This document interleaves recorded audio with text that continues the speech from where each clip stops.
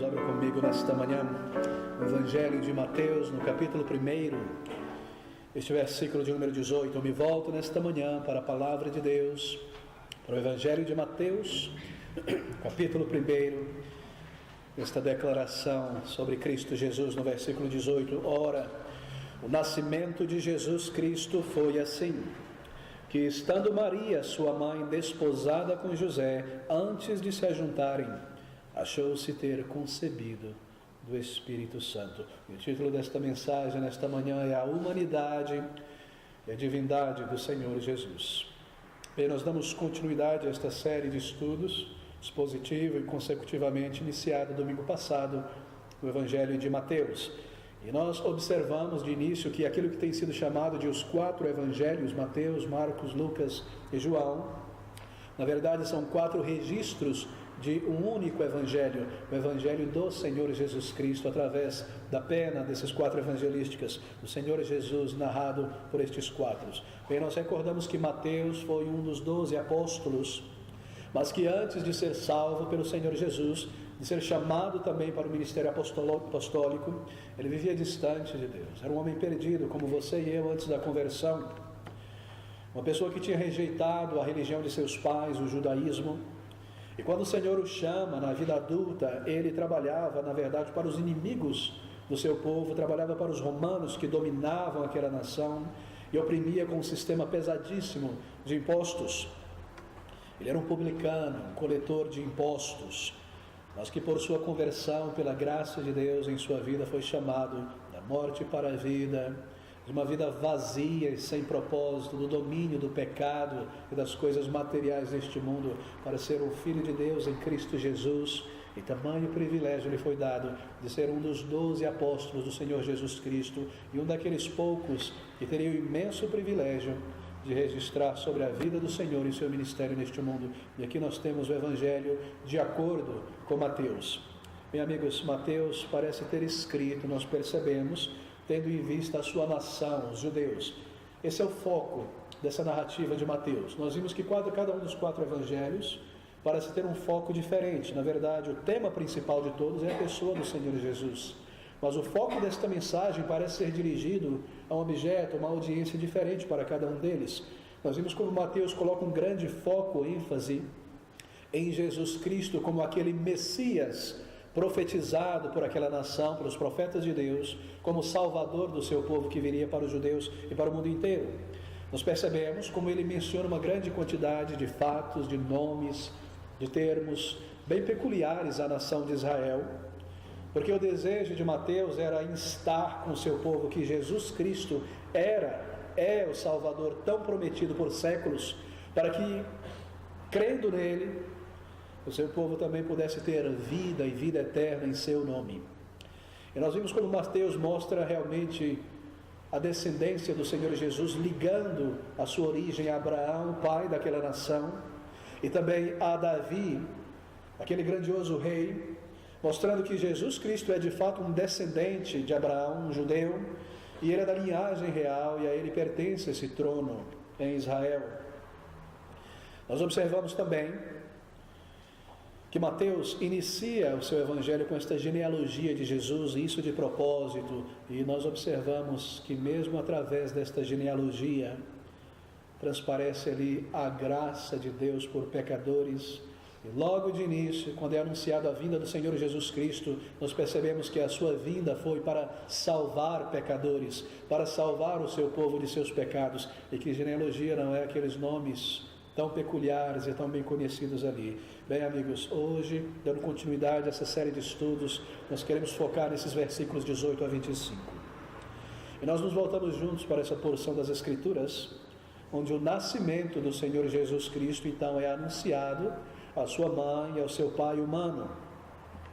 E o nome do Senhor Jesus é declarado, e a sua missão também, que está ligada ao significado do seu nome, é mencionado neste versículo: a sua humanidade, Deus homem, e a sua divindade. Bem, versículos de número 18 e 19, acompanhe comigo. Ora, o nascimento de Jesus Cristo foi assim, que estando Maria, sua mãe, desposada com José, antes de se ajuntarem, achou-se ter concebido do Espírito Santo.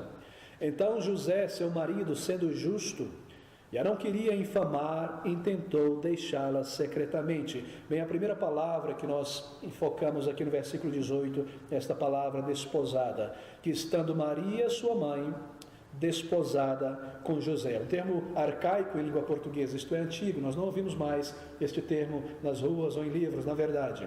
Desposada não significa ainda casada, ela estava noiva.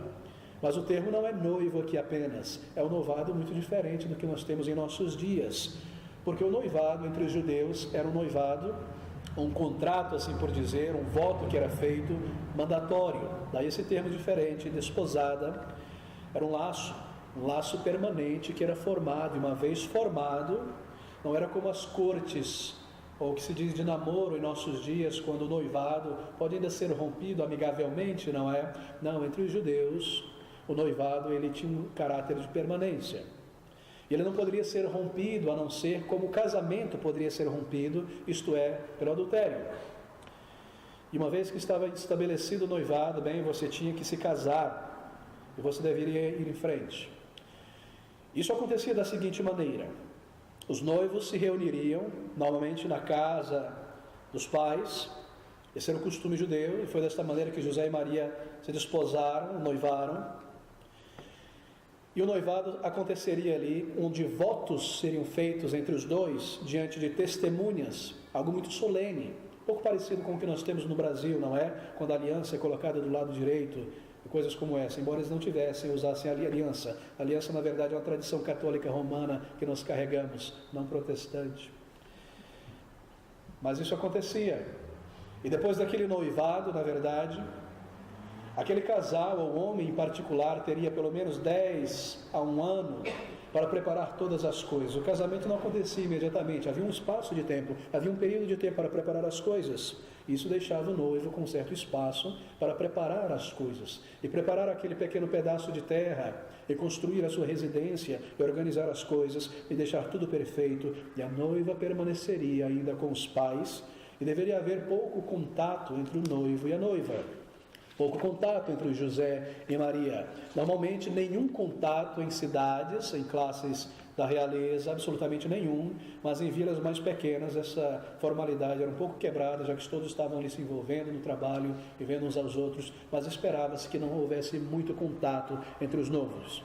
E é nesse contexto de noivado, formalmente estabelecido, que não poderia ser rompido, porque era visto já quase como um casamento, chamado aqui de desposada, Maria desposada, que nós lemos estas palavras deste versículo, que estando Maria, sua mãe, desposada com José, antes de se ajuntarem, isto é, antes de se casarem formalmente, achou-se ter concebido do Espírito Santo. Bem, no versículo 18, Mateus nos diz que Maria concebeu então do Espírito Santo.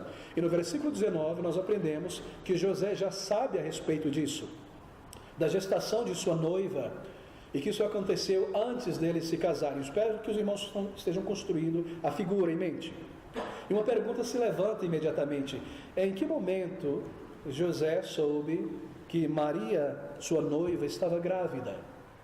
Em que momento específico ele ficou sabendo, e através de quem? Bem, nós queremos elucidar isso por um segundo. Abra comigo em Lucas capítulo 1, versículo 26, porque nessa narrativa de Lucas nós lemos algo muito interessante. Lucas 1, 26, e no 6º mês foi o anjo Gabriel enviado por Deus a uma cidade da Galileia chamada Nazaré, no 6º mês aqui da gestação de Isabel, porque Isabel estava grávida de João Batista. E você se recorda que Isabel era prima de Maria. A uma virgem desposada com um homem cujo nome era José, da casa de Davi, e o nome da virgem era Maria. Nós lemos sobre a visita deste anjo, anunciando a Maria o que iria acontecer, que ela haveria de ser o ventre pelo qual o Salvador, o Deus eterno, haveria de tomar o seu corpo humano e nascer neste mundo. E no versículo número 36, nos é dito estas palavras, que um sinal seria dado, um milagre aconteceria antes do nascimento de Jesus, para que Maria pudesse ver e testificar que Deus é poderoso e que aquilo que ele estava dizendo a ela de fato iria acontecer. E nos é dito que, eis, versículo 36, também Isabel, tua prima, concebeu um filho em sua velhice, e é este o 6º mês para aquela que era chamada estéril. E o sinal que o anjo dá a Maria é que uma mulher que não podia conceber criança, fisiologicamente impedida de conceber, e ainda tendo passado da idade de concepção, uma pessoa idosa, haveria de ter um filho. E este era um sinal grandioso, realmente um milagre. E Maria poderia saber que o Senhor estava com eles, estaria com ela. Isto seria para ela uma prova de conforto. E também nós veremos um outro significado para este sinal. No versículo 39, nós lemos sobre a submissão de Maria. Imediatamente, no versículo 38, na verdade, ela se entrega, ela abraça essa verdade, diz: então Maria, eis aqui a serva do Senhor, cumpra-se em mim segundo a tua palavra. Então o anjo se ausentou dela, e no versículo 39 nós lemos então que ela imediatamente, tendo ouvido a mensagem do anjo, ela parte nesta viagem para ir ver aquele fenômeno, aquele milagre, encontrar com sua prima Isabel, na Judeia. Ela desce do norte de Israel, da Galileia, ela estava na cidade de Nazaré, uma cidade muito elevada no monte, e vai em direção à Judeia, imediatamente para encontrar com Isabel. E nós lemos que naqueles dias, levantando-se Maria, foi apressada às montanhas, a uma cidade de Judá, e ali ela haveria de se encontrar com sua prima. Muito interessante estas palavras. E pela maneira como Lucas descreve aqui, a viagem de Maria a Isabel parece ter acontecido imediatamente após o anúncio do anjo. De maneira que nós podemos inferir que José ainda não sabia da gravidez de sua noiva. Eles tinham ficado noivos, um período deveria passar, não deveria haver muito contato ou conversações entre eles. Ela recebe essa notícia do anjo, e imediatamente ela viaja para se encontrar com Isabel, e ela não comunica ainda a José esta grande notícia. É provável que Maria tenha feito isso de propósito, não comunicado ainda a José sobre a sua gestação, e tenha ido imediatamente ver Isabel e ver Zacarias e provar aquele sinal, porque o anjo disse: veja agora, mesmo agora, Maria, algo sobrenatural já está acontecendo, e este é o 6º mês de gravidez de tua prima, que não poderia conceber. E ela, tendo se submetido à vontade do Senhor, se dirige a Isabel na Judeia para ver e testificar dessa gravidez. E provavelmente ela fez isso também para conversar com aqueles parentes mais idosos, e com Zacarias, que era o marido de Isabel, porque Zacarias era um homem justo diante de Deus, era um sacerdote, e assim ela desejava não só ver a prova daquilo que o anjo tinha dito, mas provavelmente também se aconselhar com Zacarias e Isabel sobre como ela deveria proceder em sua comunidade, como ela deveria proceder diante de José, tendo agora, estando grávida, antes de se unir em casamento com seu marido. E Maria ficara por ali por alguns dias. Então ela retorna para Nazaré. Não creio que ela tenha ficado até o nascimento de João. Ela fica por alguns dias. Logo no início da gestação, ela vem imediatamente de Nazaré para a Judeia. Eram poucos dias de viagem a pé, 5, 6 dias, dependendo da jornada. Ela passa alguns dias ali. Nós lemos o cântico de Maria em Lucas. Ela se alegra no Senhor, ela crê no Senhor, ela rejubila no Senhor. E então ela retorna no período inicial, no estágio inicial de sua gravidez, de volta para Nazaré. E é nesse contexto de retorno a Nazaré, tendo visitado a sua prima Isabel, que nós lemos essas palavras do versículo de número 19 em Mateus: então José, seu marido, sendo justo e a não queria infamar, intentou deixá-la secretamente. Bem, José certamente estava bastante perplexo e perturbado. Maria retorna da Judeia, certamente ela vai direto conversar com o seu noivo e informa todas as coisas a ele de uma maneira singela e séria, e depois retorna provavelmente à casa dos seus pais. Pelo tempo de gravidez não era perceptível ainda a gravidez, porque o ventre, a barriga não estava formada. Assim ela mantém essa informação em seu coração consigo mesma, provavelmente sem compartilhar com seus pais e a comunidade, vai diretamente para informar José de coisas tão gloriosas e maravilhosas. E tendo informado, nós lemos então da perplexidade de José no versículo 19. Então José, seu marido, sendo justo e a não queria infamar, intentou deixá-la secretamente. Bem, nós não podemos criticar José aqui. Um turbilhão de pensamentos deve ter percorrido a sua mente neste momento, a mente daquele homem justo diante de Deus. Nós lemos aqui, de propósito, Mateus nos diz que ele era um homem justo, isto é, ele era um homem temente a Deus. Ele era um homem que tinha uma fé sincera no seu Criador. E enquanto ele não duvidasse da reputação de Maria, porque ele conhecia a sua noiva, cria e sabia que ela era uma mulher também justa diante de Deus, temerosa a Deus, fiel ao Senhor, e ela conhecia. muitas dúvidas e perplexidades devem ter tomado a sua mente e o seu coração. Porque tirando o nascimento de João Batista como uma prova visível de algo miraculoso, tudo que José tinha era a palavra de Maria, a sua versão dessa gestação antes do casamento, e assim pensamentos de que uma história miraculosa tenha sido criada por ela para encobrir um adultério, talvez tenha passado sim a sua mente. José era um judeu que esperava a chegada do Messias, meus irmãos. E como todo descendente de Davi, José também acalentava em seu coração poder ser ele, este pai do Messias. E Maria também, todo descendente de Judá, descendente de Davi, da tribo de Judá, sobretudo as moças, acalentava em seu coração ser ela o ventre pelo qual o Messias viria. É por isso que era uma tragédia, uma tristeza para um judeu não poder ter filho por esta razão. E José também certamente acalentou em seu coração esse desejo. E ele ouve então esta notícia, a notícia de que o Messias, veja, não seria gerado com a participação dele, porque sua esposa já estava grávida e o Messias já estava ali dentro dela, concebido, mas ele não teve parte nisso. Bem, ele entendia em sua maneira de pensar que o Messias procederia e nasceria pelo processo comum de um pai e de uma mãe, e desses casal descenderia o Messias. Mas José era um homem realmente temente a Deus. Não era apenas um homem religioso. Nós lemos aqui em sua palavra, nesse versículo 19, então José, seu marido, sendo justo. Justo aqui, Mateus quer dizer que ele era um homem justo, não no sentido de imaculado, ou que não tivesse pecado, mas ele era um homem justo diante da lei moral de Deus. Ele cumpria a lei, ele cumpria a justiça que a lei requer, ele vivia meticulosamente de coração, ele era um homem justo diante da lei. E o que significa dizer, aqui o que está contido nesse texto, é que José, recebendo aquela notícia, crendo em Maria, no seu caráter, duvidando por causa desses pensamentos, não entendendo que ele não era parte no nascimento do Messias, sendo um homem justo, isso quer dizer que sabia que a lei deveria ser cumprida no caso de um adultério, e o que a lei demandava era que a mulher e o homem, em fornicação, adultério, fosse apedrejado, isso fosse feito em praça pública, como exemplo diante de todos. Sendo ele injusto, ele não queria que a lei não fosse quebrada. Ele não permitiria que imoralidade e adultério passasse escondido e desapercebido e Deus fosse desonrado. É isso que significa dizer que ele era um homem justo, que ele queria que a lei fosse cumprida. Mas ao mesmo tempo nos é dito que José, seu marido, sendo justo, querer cumprir a lei, também não queria infamar. Ele não queria infamar Maria.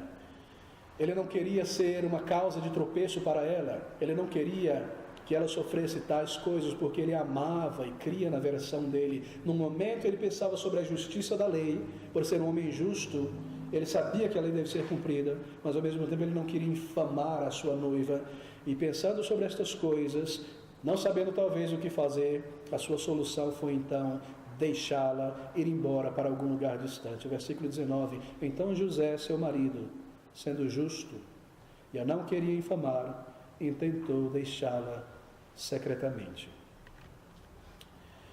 E esses pensamentos tomavam a sua mente. Versículo 20a, e pensando ele nisto, o que fazer?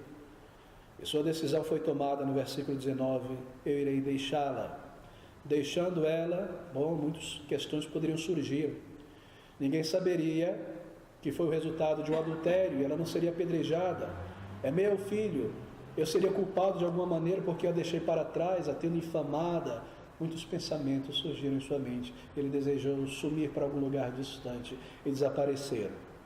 José era um homem piedoso, um homem que amava o Senhor, um homem que temia a Deus, um homem que amava a sua noiva. E ele conhecia a piedade da sua noiva também. E ele sabia que ela não poderia estar inventando esta história. Ele não queria desonrar a lei de Deus, dar brecha a um comportamento imoral, mas ao mesmo tempo não queria injuriar ninguém. E assim, nessa circunstância, meus queridos, certamente José orou ao Senhor. E trouxe o seu coração e a sua mente em oração diante do seu Deus. E pediu a Ele graça sobre o que fazer e como agir. E colocou diante do Senhor os seus pensamentos perturbados, porque ele sabia, como diz a palavra de Deus, que aquele que crê não retroage, não foge. E assim ele trouxe diante do Senhor estas coisas, e certamente pediu em oração direção sábia ao seu Deus. E aí, em resposta às suas orações, que o Senhor interfere de uma maneira direta na sua situação. E nós lemos este versículo de número 20, e pensando ele nisto, eis que em sonho lhe apareceu um anjo do Senhor, dizendo: José, filho de Davi, não temas receber a Maria, tua mulher, porque o que nela está gerado é do Espírito Santo. A visão que José tem autentica para ele o que Maria havia lhe dito, porque o anjo aqui, e provavelmente o mesmo anjo que apareceu a Maria, Gabriel, vem dizer a ele, confirmar a versão que sua noiva deu a ele. Deus, em resposta à oração desse seu servo, intervém de uma maneira direta, confortando o seu coração e a sua mente e firmando diante dele tudo aquilo que estava acontecendo. E nós podemos pensar sobre isso, não é? Que José, não perdendo tempo, desperta do seu sono, versículo 24, e José, despertando do sono, fez como o anjo do Senhor lhe ordenara e recebeu a sua mulher. Que palavras tão belas, tão belas. Nós podemos imaginar ele despertando do seu sono com alegria, com alívio, não é, da parte do Senhor. E despertando desta maneira, ele não perde tempo para receber Maria como a sua mulher, isto é, se casar logo com ela e oferecê-la essa proteção e segurança que o casamento formal agora oferecia a ela e ao bebê. Bem, é provável também que tudo isso que nós lemos no versículo 18 e 19 tenha acontecido no período final do noivado. Volte comigo aqui, vamos tentar ligar as questões. Nos é dito no versículo 18 que Maria, estando noiva com José, o anjo vem lhe informar, mas não nos é dito em que estágio desse noivado, se 6 meses, 9 meses, 10 meses já tinham passado, e é provável que isso tenha acontecido, que em direção, ao final desse noivado, próximo do casamento, foi quando o anjo veio. Ela foi à Judeia e ela retorna, e tudo já estava pronto por José, porque o tempo já tinha passado para preparar todas as coisas. O anjo informa, então nós lemos que ele desperta e a toma como a sua esposa, para dar essa segurança formal do casamento, à reputação dela e a também do menino. De maneira, meus queridos, que os primeiros anos de vida do Senhor Jesus Cristo, ele estaria agora sob o nome de seu pai e de sua mãe humana, e em submissão a ambos e a seu serviço como filho. E todos o veriam crescer no tempo normal, da gestação normal, como filho de José e Maria. Mas o tempo logo chegaria, quando ele haveria de se envolver com os negócios do seu Pai Celestial e provar as suas reivindicações de divindade e trilhar aquela jornada de 3 anos até aquela cruz para a qual ele veio a este mundo. Ao longo desses 8 versículos, do versículo de número 18 ao versículo de número 25, nós vemos como Mateus declara de maneiras rápidas e diretas, em várias sentenças e frases breves, 2 coisas muito profundas que nos introduzem logo no início do Evangelho de Mateus à pessoa do Senhor Jesus Cristo. No versículo de número 18 nos é dito que ele foi concebido pelo Espírito Santo. Versículo de número 20, que ele foi gerado do Espírito Santo. Versículo de número 23, que ele é Emanuel, que significa Deus conosco. E todas essas declarações estão apontando para a divindade do Senhor Jesus, que ele é o Deus eterno, que se fez homem.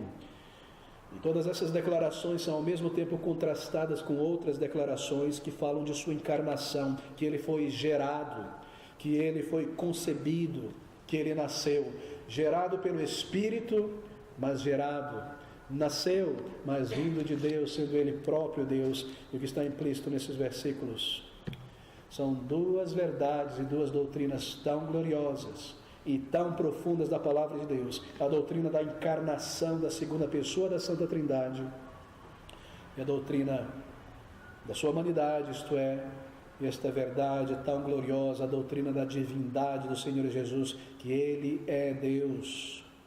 Estes versículos falam da sua humanidade por um lado e falam da sua divindade por outro também, que ele nasceu neste mundo, que ele se tornou um homem, que ele encarnou e tomou um corpo e uma natureza humana, e também toca em sua divindade, quando Mateus nos diz e nos recorda que ele foi concebido do Espírito Santo de Deus, e que Ele é Emmanuel.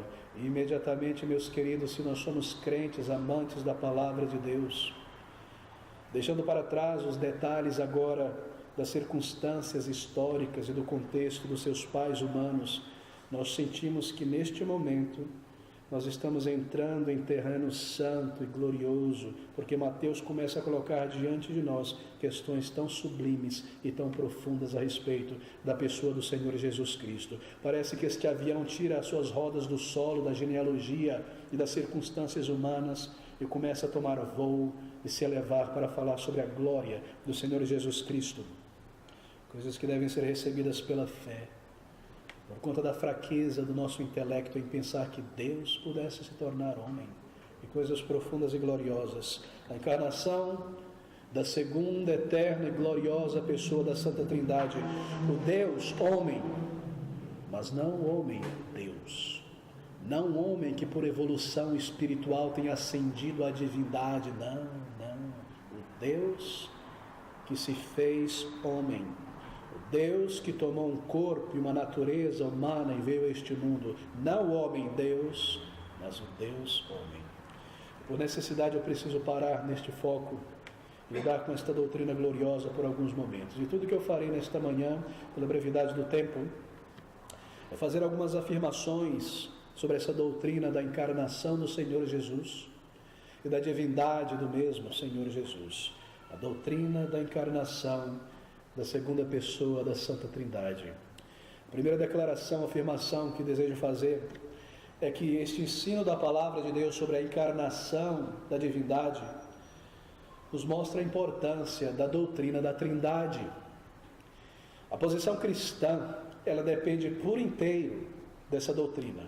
Toda essa estrutura, essa superestrutura deste prédio se coloca em cima de um único pivô, que é a doutrina da Trindade.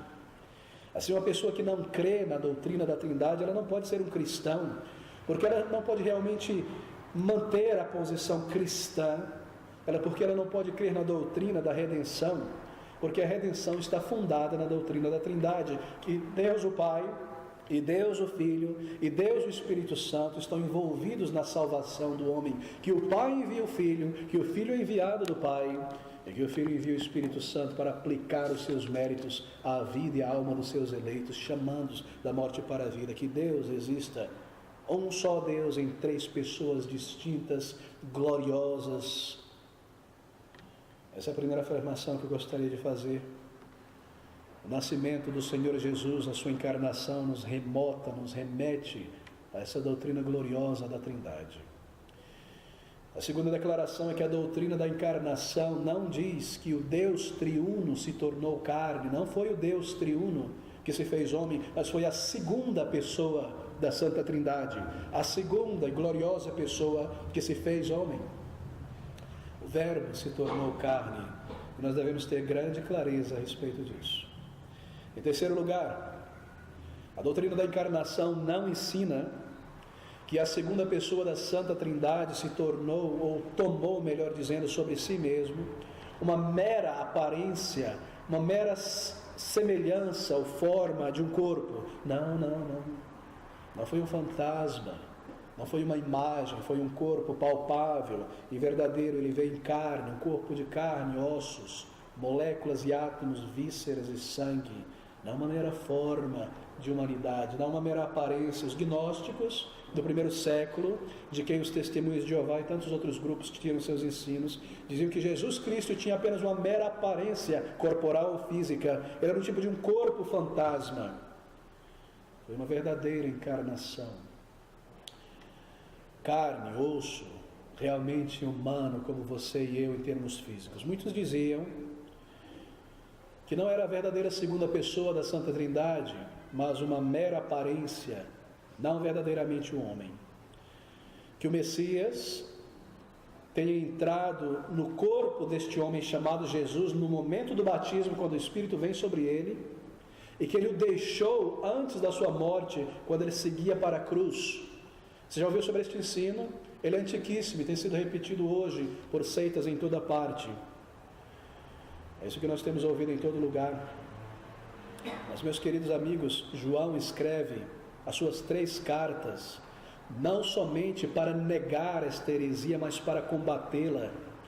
E é por isso que nós devemos ter essa doutrina clara em nossa mente. 1 João 7, ele diz: porque muitos enganadores entraram no mundo, os quais não confessam que Jesus Cristo veio em carne, não confessam que Deus tenha vindo a este mundo em carne, eles não confessam a divindade do Senhor Jesus Cristo, e eles continuam hoje batendo em nossas portas, nas terças e nos sábados, não confessando que Deus eterno tenha vindo a este mundo em carne. Eles continuam, e eles são chamados aqui pelo apóstolo Senhor Jesus de enganadores. A quarta declaração que eu gostaria de fazer sobre essa doutrina gloriosa é que a doutrina da encarnação do Senhor não diz que a natureza divina de alguma forma tenha se unido à natureza humana, e então formou uma terceira natureza, a síntese da natureza divina junto com uma natureza humana, formando uma terceira. Essa doutrina não ensina tal coisa. Duas naturezas unidas para formarem uma terceira, uma espécie de síntese. Não, meus amigos. Foi a própria segunda pessoa da Santa Trindade, em sua natureza própria, que veio a este mundo. Não a união da natureza de Deus com uma natureza humana, formando uma terceira, mas que a sua própria natureza veio habitar este corpo. Muitos erros no início da igreja aconteceram por causa disso. Não uma natureza divina, mas uma natureza humana, formando uma terceira e nova natureza, a criação de uma nova pessoa, assim por dizer, de maneira nenhuma. Mas o próprio Senhor, a própria segunda pessoa, personalidade da Santa Trindade, tomou sobre si carne, osso e sangue, e apareceu neste mundo na forma de homem. E quando os discípulos olhavam para o Senhor Jesus Cristo em seu corpo e falavam com Ele e andavam com Ele, ali estava a própria segunda pessoa da Santa Trindade naquele corpo. Não a criação de uma nova pessoa, mas sim que Ele próprio, o eterno Deus, tenha vindo a este mundo. O Verbo se fez carne. Não houve mudança na personalidade divina. Isso é algo tão tremendo de se conceber. Que a personalidade que Ele possui como Deus eterno antes da criação do mundo e do universo é a mesma personalidade que está em Jesus Cristo. Ele próprio veio ao mundo. Não houve uma mudança, mas houve uma mudança apenas na forma em que a segunda pessoa aparece, agora em carne. Houve uma mudança no estado, mas a pessoa é a mesma. Mesmo no ventre da Virgem Maria, mesmo ali na manjedoura, mesmo como um bebezinho, ali permanece o Rei da Glória, Deus eterno que trouxe à existência todas as coisas. A mesma segunda pessoa da Santa Trindade está ali. Nós devemos enfatizar e reenfatizar estas coisas. Em quinto lugar, a doutrina da encarnação afirma que Ele foi verdadeiramente um homem, pois Ele fez-se completamente humano, não parcialmente humano, mas completamente humano. Ele não teve apenas um corpo humano, mas Ele teve também uma alma humana e um espírito, tudo aquilo que forma o ser humano integralmente. Ele não tinha uma casca humana, porque o ser humano não é apenas um corpo, mas é um corpo e uma alma, e assim ele também recebeu as mesmas coisas, não só um corpo, mas uma alma humana também. Eu me reservo apenas a declarar essas coisas pela brevidade do tempo, de maneira que quando Ele veio a este mundo, ali estava Ele em seu corpo sentindo dor e sede, precisando parar junto ao poço para beber. E quando Ele adorava a Deus, adorava como um homem em sua alma humana, em espírito e em verdade. Esse é o mistério da Trindade, da encarnação. Em sexto lugar, essa doutrina declara que Ele derivou a sua natureza humana de sua mãe humana, Maria. Deus não criou uma nova natureza para o seu Filho, e que essa nova natureza meramente passou através de Maria. Não. Ele não recebeu uma nova natureza especial que trouxe consigo mesmo do alto. Eu sei que esses termos são muitas vezes intercambiáveis, natureza, personalidade, mas deve haver uma distinção precisa, porque a falha de muitos é imprecisão nestas coisas. Ele adquiriu a sua natureza humana de Maria. É por isso que ele é verdadeiramente da semente de Abraão e da semente de Davi. Mateus 1 nos diz, um livro da genealogia do Senhor Jesus, semente de Abraão, semente de Davi. Ele recebeu nossa natureza, E assim ele pertence verdadeiramente à natureza humana, porque ele recebeu uma natureza humana, porém sem pecado. E se não fosse a nossa natureza nele, ele não poderia ser o nosso Salvador, como diz Hebreus capítulo 2,14, que visto como os filhos participam da carne e do sangue, também ele participou das mesmas coisas, para que pela morte aniquilasse o que tinha o império da morte, isto é, o diabo. Como poderia ele ser o representante dos homens, não sendo homem, sendo um mero fantasma? E ele é um conosco na raça humana, pois ele se fez verdadeiramente humano. Bem, queridos, eu paro por aqui. Essa é uma síntese dessa doutrina da encarnação, e com reverência nós guardamos os nossos pensamentos. Que a glória da segunda pessoa da Santa Trindade se fez carne e habitou entre nós.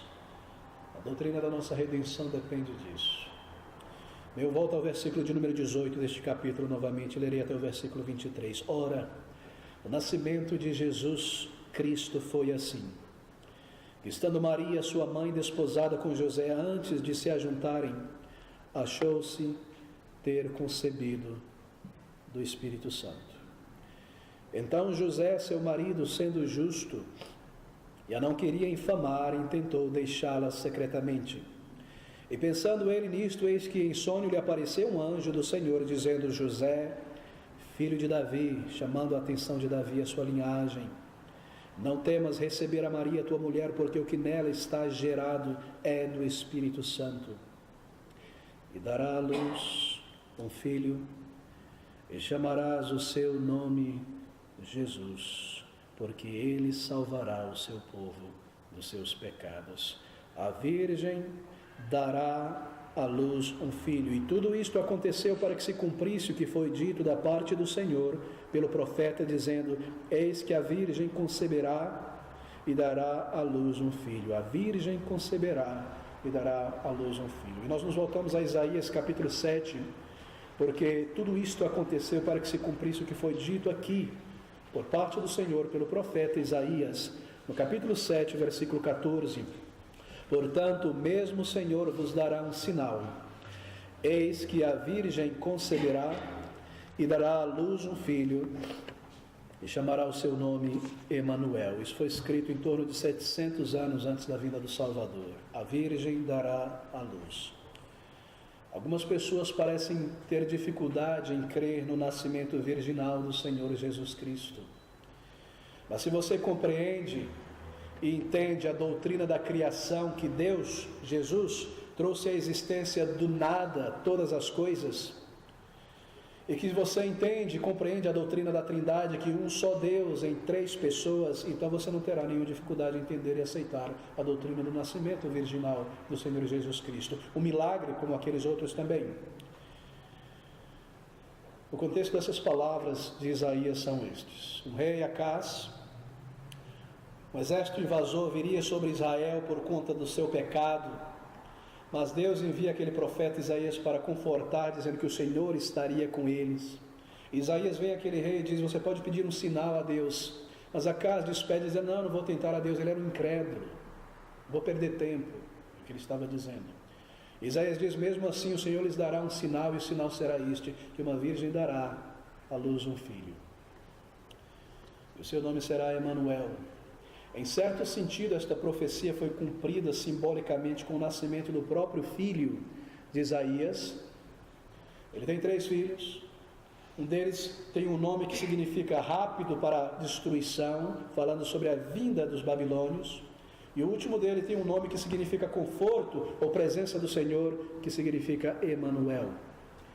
E uma chave de compreensão de qualquer profecia no Antigo Testamento é que aquelas profecias falam sobre coisas que acontecerão em um tempo próximo, e elas também apontam para realidades superiores, espirituais futuras.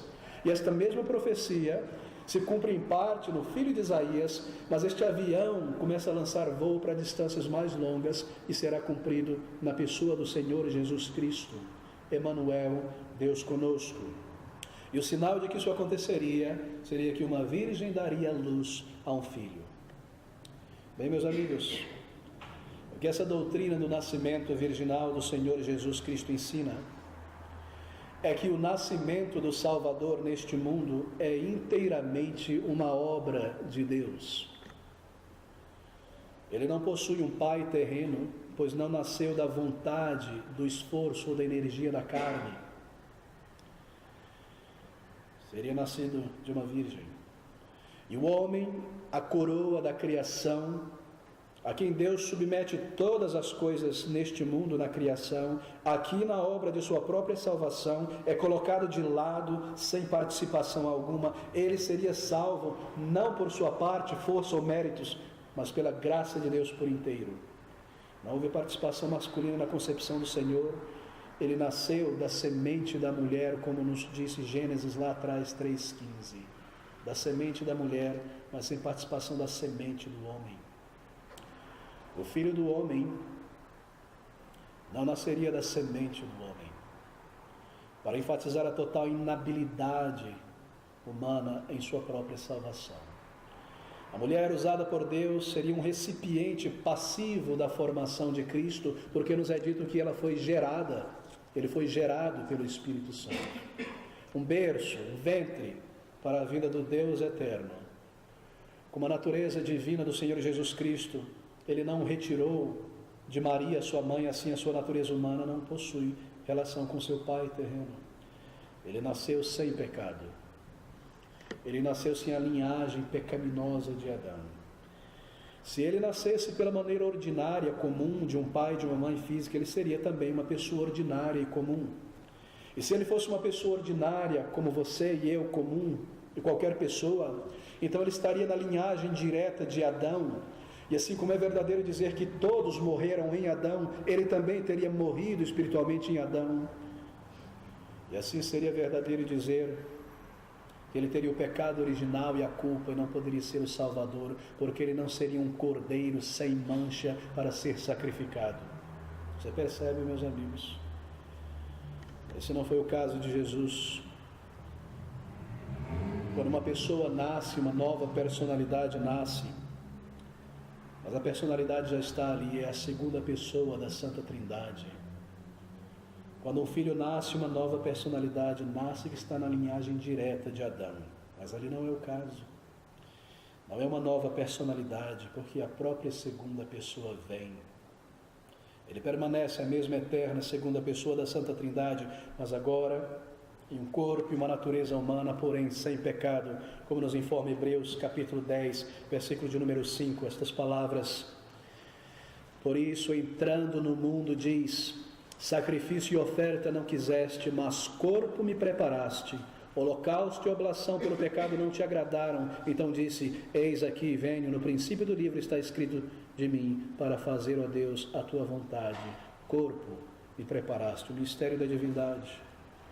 Deus encarnado que nós recebemos pela fé, concebido pelo Espírito Santo, nascido de uma Virgem Maria, inteiramente a obra de Deus. O homem está excluído para que você e eu pudéssemos ser salvos e os nossos pecados perdoados através de um sacrifício sem pecado. Até nisso nós percebemos, mesmo no seu nascimento, nós percebemos que ele nasceu para morrer. Eu me volto para o versículo de número 21 de nosso texto em Mateus. E dará à luz um filho, e chamarás o seu nome Jesus, porque ele salvará, observe agora, o seu povo dos seus pecados. E aqui nós somos introduzidos pela primeira vez por Mateus a essa gloriosa verdade, que é como um muro na frente do orgulho do ser humano, a doutrina da predestinação, que Deus escolheu a sua própria família, a doutrina da eleição. Veja novamente: e o seu nome será Jesus, porque ele salvará o seu povo dos seus pecados.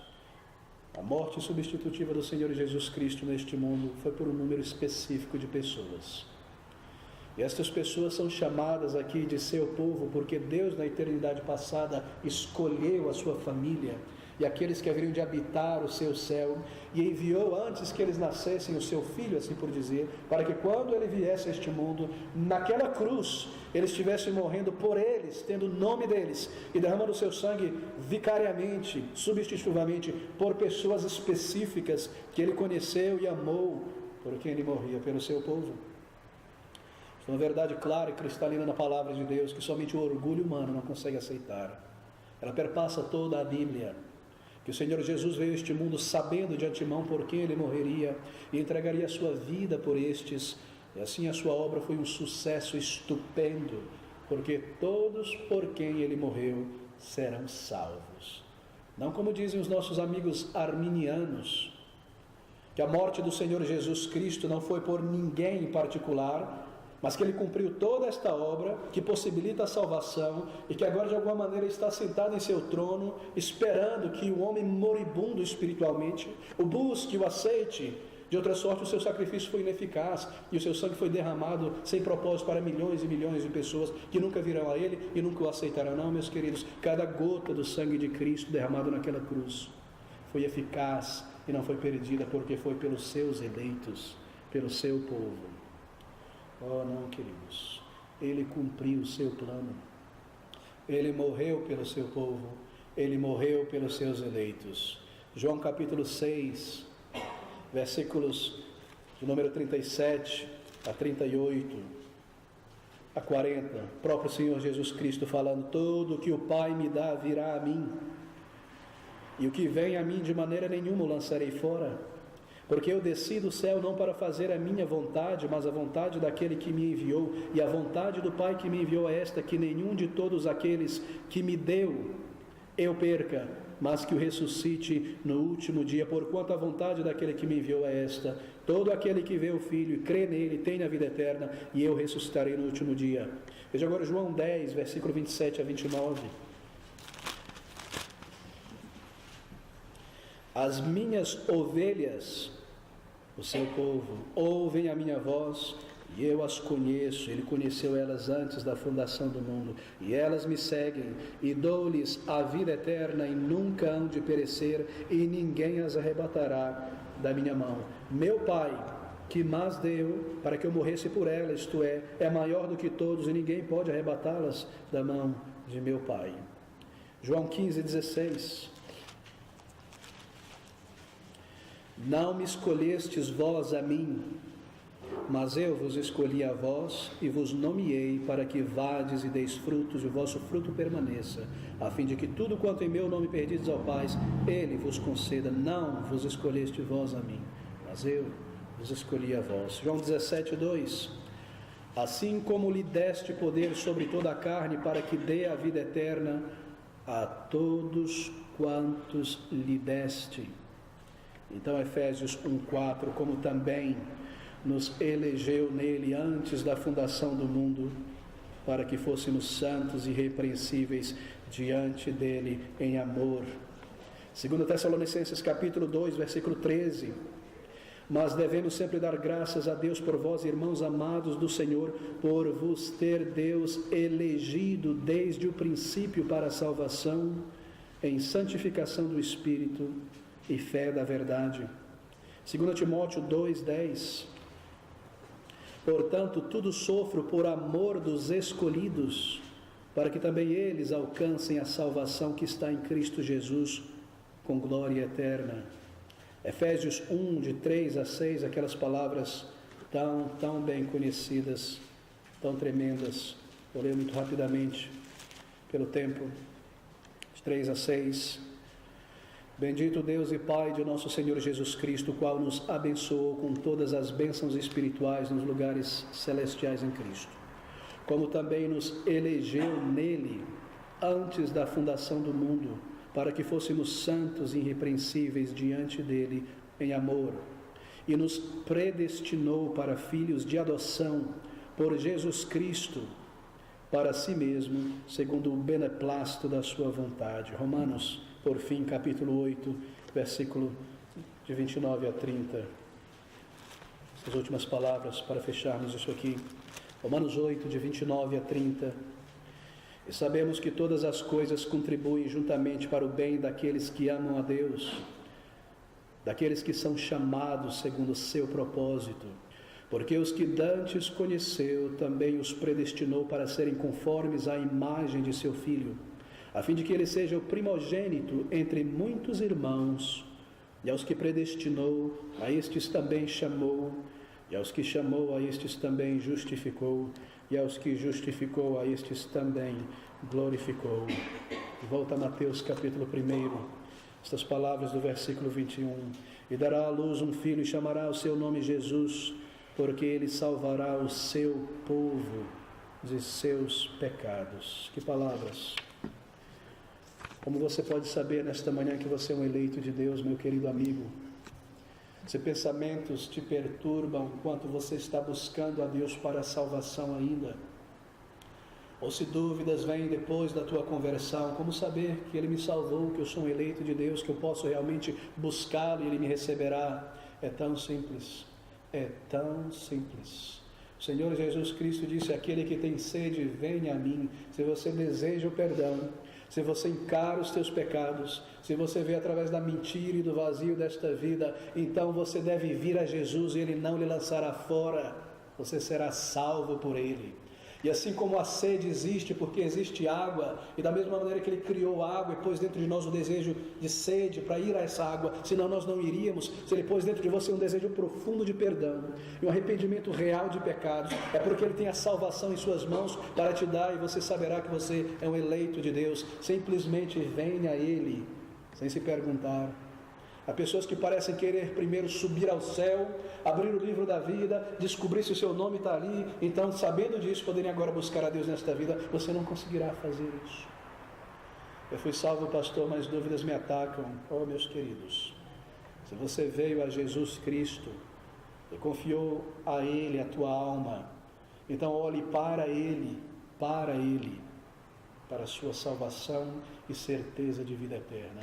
Você está dentro desta arca que é Cristo, nesta família que é o seu corpo, e você sabe que Ele te salvou e te amou, e que você foi amado de Deus, porque Ele salvará o seu povo de seus pecados. Aqui a sua missão é declarada: e dará à luz um filho e chamará o seu nome Jesus. Por que este nome?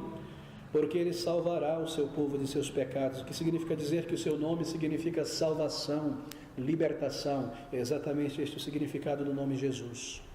Aqui o seu nome e a sua missão são declaradas: salvar os seus eleitos, o seu povo, de seus pecados, do domínio que o pecado exerce sobre eles, da consequência do pecado, cujo salário pago é a morte, a separação eterna de Deus, e para reconciliar homens e mulheres com Deus. É isso que quer dizer salvar o seu povo de seus pecados. Eu preciso mencionar isso agora, e talvez lhe surpreenda ouvir isso. E se você é um daqueles, eu tenho certeza que você não é, mas tendo em vista aqueles homens que por aí saem, mulheres, tão enamorados com essa teologia liberal e ecumênica, deixe-me ler algo que por necessidade benéfica irá lhe chocar e lhe acordar. Eu leio o artigo 3, parágrafo 460 do Catecismo da Igreja Católica Romana, sobre o nascimento de Jesus. O tema é: por que o Verbo se fez carne? E a resposta do Catecismo, do ensino oficial da Igreja Católica Romana é este: o Verbo se fez carne para nos tornar participantes da natureza divina. Pois foi por essa razão que o Verbo se fez carne, para que o homem, entrando em comunhão com o Verbo e recebendo assim a adoção divina, se tornasse filho de Deus. Porque o Filho de Deus se fez homem para nos fazer deuses. Talvez você não acredite no que acabou de ouvir, deixe-me ler o final então. O Filho unigênito de Deus, diz o Catecismo da Igreja Católica, artigo 3, parágrafo 460, o Filho unigênito de Deus, querendo que fôssemos participantes da sua divindade, assumiu a nossa natureza, para que, feito homem, fizesse os homens deuses. Você está chocado em ouvir isso? Mas isso é algo desconhecido por milhões e milhões e milhões de pessoas que entram para dentro desta religião pagã com verniz de cristianismo, que ensina a mesma doutrina panteísta dos babilônios, dos assírios e de toda a base de religiões espiritualistas modernas, que o objetivo do ser humano é subir e ascender e se tornar um Deus. O mesmo ensino raiz do espiritismo está no ensino do catolicismo romano.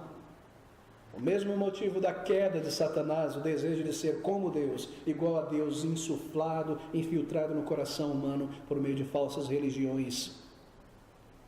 Vamos fazer deuses. Mas a razão de sua encarnação é declarada aqui pelo evangelista inspirado no versículo 21.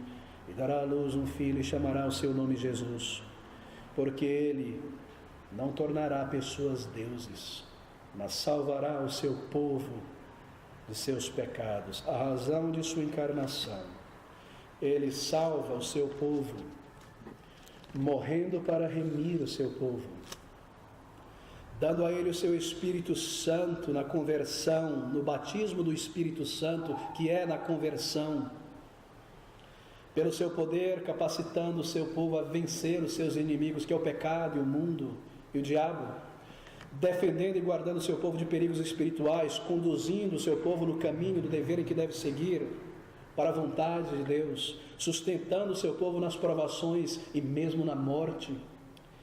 Irá ressuscitá-los no último dia, dando um corpo glorioso e levá-los para cima, para a presença dele próprio, para um lugar de glória. É assim que ele salva o seu povo.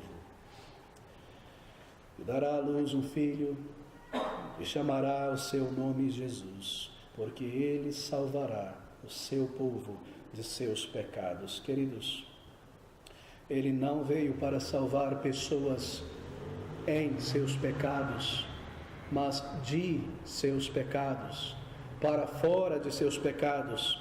Pecadores não poderiam viver felizes no céu, eles manchariam o céu, por isso que não podem entrar. O céu seria entediante, pavoroso para eles, porque ali há beleza, luz, glória, santidade, tudo que é contrário à vida de um pecador.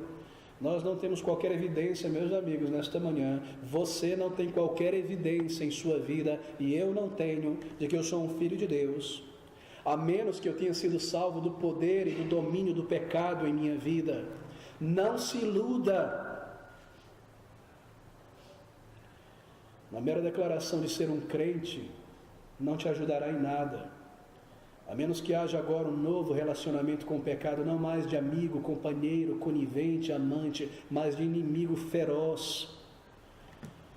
Mas se alguém não deixou a prática do pecado, ela ainda não foi salvo, porque ele veio para salvar o seu povo de seus pecados.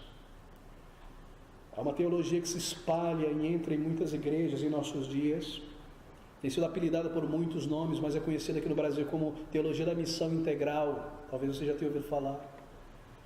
É uma ideia que diz mais ou menos assim: você vem como você está para a igreja, e você não precisa mudar, você pode permanecer como você está, porque Deus te ama do jeito que você está.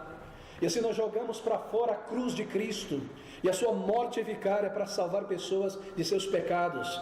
Você é um mentiroso, Deus te ama a si mesmo, venha, Ele ama mentirosos. Você é um ladrão, você é um homossexual, hipócrita, venha e permaneça como você está na igreja. Venha do jeito que você está e permaneça como você está. E essa ideia perpassa tantos e tantos ensinos de pessoas bacanas e sorridentes com seus PhDs teológicos em tantas universidades. Mas aqui está a palavra de Deus. O seu nome será Salvador, porque ele veio para salvar o seu povo. Que declaração, não é? De seus pecados. De seus pecados. Poderia estar aqui no lugar salvar o seu povo do poder e domínio de Satanás, mas de seus pecados. Por que essa razão? Porque Deus precisou vir a este mundo, porque o pecado é que nos separa de Deus e nos condenará por fim. Os judeus um dia disseram a Jesus Cristo, lá no Evangelho de João, no capítulo 8, versículo 33, estas palavras: nós somos descendência de Abraão. Do que eles tinham que se gabar? Nós nunca fomos escravos de ninguém. Ele tinha dito: se o Filho vos libertar, verdadeiramente sereis livres. Nós não fomos escravos de ninguém. Será que eles não sabiam que no momento eram escravos dos romanos? E o Senhor Jesus responde: aquele que peca é escravo do pecado. E se o Filho vos libertar, verdadeiramente sereis livres. E Paulo, em Romanos capítulo 8, versículo 21, diz que nós somos criaturas de Deus, criados, libertos para dentro da liberdade dos filhos de Deus. Seu nome será Jesus, porque Ele será o Salvador de seu povo, de seus pecados. Salvar alguém de seus pecados é algo que ninguém mais pode fazer, somente Ele. Somente o Senhor Jesus Cristo. É por isso que Ele recebe este título, Salvador de seu povo. Isso nos ensina que ser liberto nesta vida, liberto do domínio do pecado e da consequência do pecado, é a única salvação real. E às vezes você conversa com pessoas que estão presas a um vício, presas a um relacionamento errado, e tudo parece na mente delas que quando eu for livre desse vício ou dessa carestia financeira, eu vou estar liberto. Não, meus queridos, ser liberto do pecado é a única liberdade real possível. De maneira que se alguém vive na prática do pecado e se apega ao pecado, ainda não é salvo. Como Ele veio salvar, bem, Gálatas nos diz no capítulo 4, versículo 4 a 5, mas vindo a plenitude dos tempos, Deus enviou o seu Filho, nascido de mulher, nascido sob a lei, para remir os que estavam debaixo da lei, a fim de receberem a adoção de filhos. Foi pela cruz. Mesmo no nascimento do Salvador, Mateus está nos dizendo isso. Um corpo lhe foi dado, porque um anjo, um espírito, não pode morrer se não tiver um corpo concebido, verdadeiramente humano, para ir àquela cruz, sabendo que para lá ele iria, para ser o Salvador de seu povo, o Redentor de sua igreja, e resgatar e receber a sua noiva um dia. Deixa-me concluir com esses versículos 24 e 25. A partir do versículo 22, e tudo isto aconteceu para que se cumprisse o que foi dito da parte do Senhor pelo profeta, dizendo: eis que a virgem conceberá e dará à luz um filho, e chamarão o seu nome Emanuel, que traduzido é Deus conosco, a sua divindade aqui declarada. E José, despertando do sono, fez como o anjo do Senhor lhe ordenara, e recebeu a sua mulher em casamento, isto é, e não a conheceu fisicamente, em intercurso físico, até que deu à luz seu filho primogênito, que significa dizer que ele é o primeiro de vários, que a mãe de Jesus, após o nascimento de Cristo, teve outros filhos. Aqui está o primeiro, senão não teria nenhum sentido essa declaração aqui. Nós não concordamos com Calvino nem Lutero neste ponto, que ensinavam a perpetuidade da virgindade de Maria. Não, ele teve outros filhos e filhas. Isso é mencionado em várias partes das Escrituras. O seu filho primogênito, e pôs-lhe por nome Jesus. Era o costume dos judeus que o menino, quando fora nascido, no 8º dia, quando ele deveria ser circuncidado, naquela cerimônia, ele receberia o seu nome. Foi exatamente ali na sua circuncisão que ele recebe o nome Jesus. O nome Jesus, Salvador, Libertador. Não foi um novo nome, sabia? Muitas pessoas nós lemos no Antigo Testamento chamadas Jesus. Jesus é a tradução grega do nome hebraico Josué. Pôs-lhe por nome Jesus. Que nome? O nome do Senhor Jesus. O nome que está acima de todo nome. O nome fora do qual não há salvação, fora da sua pessoa, da sua obra. O nome que é doce aos nossos ouvidos, não é na tristeza, na dificuldade, que nós somos dele. Ele é o nosso Salvador. O nome que nós ouviremos por toda a eternidade, cantaremos e glorificaremos. O nome do Senhor Jesus. Meus amigos, há um costume que nós vemos entre muitas pessoas de chamarem o Senhor de Jesus isso e Jesus aquilo. Acabe com isso. O Senhor Jesus. Ainda embora os evangelistas usam o termo Jesus apenas, muitas vezes eles falam como que em sua encarnação, mas nós não conhecemos em sua encarnação, mas em sua glória. Ele é o Senhor Jesus. Honre esse nome, lembre-se dele, olhe para ele em toda circunstância, o nome acima de todos os nomes. Quando nós subirmos a glória, a Bíblia nos diz que nós o veremos face a face, Deus, mas quem nós veremos? A segunda pessoa da Santa Trindade em seu corpo, Jesus, o Salvador, nós veremos. nascido de mulher, gerado pelo Espírito, o Filho de Deus se fez homem para que os filhos e as filhas dos homens pudessem ser feitos por adoção filhos de Deus.